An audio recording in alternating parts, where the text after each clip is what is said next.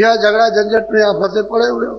क्या मालूम हो आपको कि वो दयाल क्या है, काल क्या है, ईश्वर क्या है, परमात्मा क्या है, प्रेम क्या, दया क्या, आनंद क्या है, सुख का सागर क्या, कुछ नहीं जानते। वह इंद्रियों के भोगों में रात और दिन ली, यही भोग भोगते हो और भोग से मतलब रो, इसी में रोते चिल्लाते रहते हो। तब तक समय पूरा हो गया मनुष्य जीवन का, निकाल बाहर कर दिया। तो कहते हैं कि मैं तुरंत समर्थ हूं, तुम निश्चय मार, मैं सब कुछ कर सकता हूँ। अब कभी सतलोक में नहीं जाएगा, वो तो दयाली लोक रहेगा, वो तो दयाली देत रहेगा। और ऐसी मौज अब फिर तुरंत तो अब चली चल, अब कभी नहीं करेंगे, अब जो हो गया सो हो गया। ये वचन दिया, सत्य वचन है, ये कभी खंडित होता नहीं है। महापुरुषों का जो वचन होता है वो सत्य होता है, खंडित नहीं।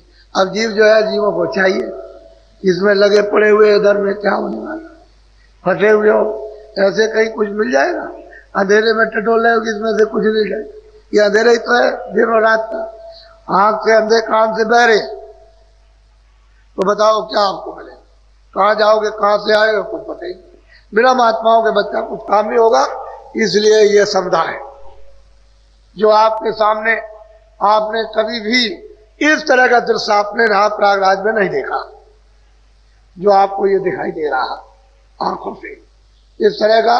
तो आप इसको ऐसा नहीं, आप जरा पहली तारीख को हो जाने दीजिए, मेरे मंच पर आकर के आप इस दृश्य को देख लीजिए, तो आपकी समझ में आ जाएगा ये सारे देश के अंदर इस जो अपनी सनातन पराविद्या है ईश्वर प्राप्ति के लिए, इस जीवात्माओं के कल्याण के लिए, तो आपको नहीं मालूम कि कैसे चालू होगी।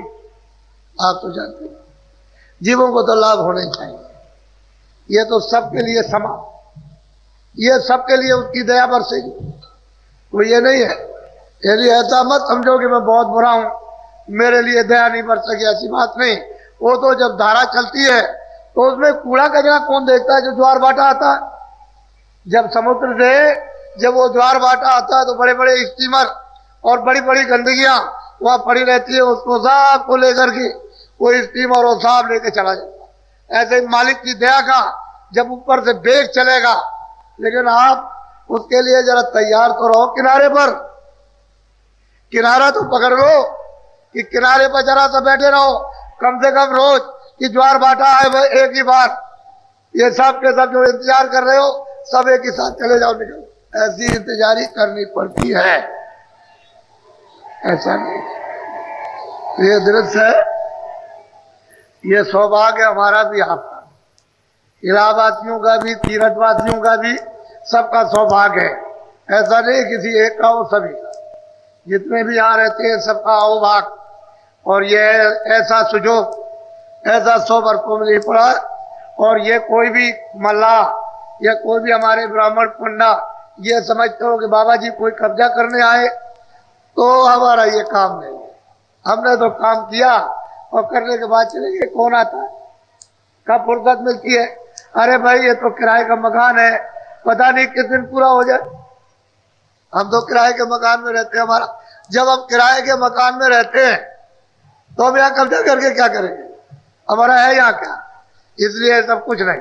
अरे काम के लिए है, इसमें तो सबका लाभ है, आध्यात्मिक दृष्टि से लाभ, शारीरिक दृष्टि से लाभ, तो जीवात्माओं के लिए, तो सब तरह से, परिवार, बच्चों के, सबके लिए, देश के लिए, आप मतलब ये है अपने सुख के लिए, शांति के लिए, सबके लिए सबका लाभ, इसमें किसी एक व्यक्ति विशेष की बात।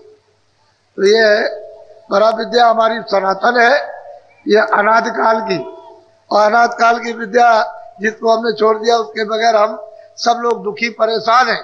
तो उसी विद्या का रास्ता पकड़ लो, सीधे ऊपर की तरफ तो चलो, तुम स्वर्ग ही में रहो, चलो तुम बैकुंठ में रहो चल के, लेकिन रास्ता तो एक ही जाने का।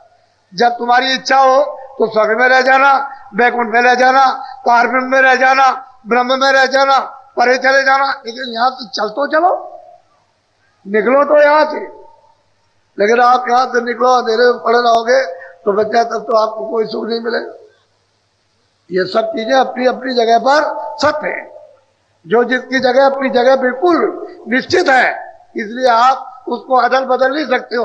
और महात्माओं ने किसी को बुरा नहीं कहा, सबको अपनी अपनी जगह की स्थापना, और आप खुद पूजा की और खुद आपसे कराई, और करा करके सीधे ले चले, तभी तो कोई आदमी छेड़ता छाड़ता नहीं है। अरे जिसके राज में रहोगे उसके अनुकूल चलोगे, खुश हो जाएगा।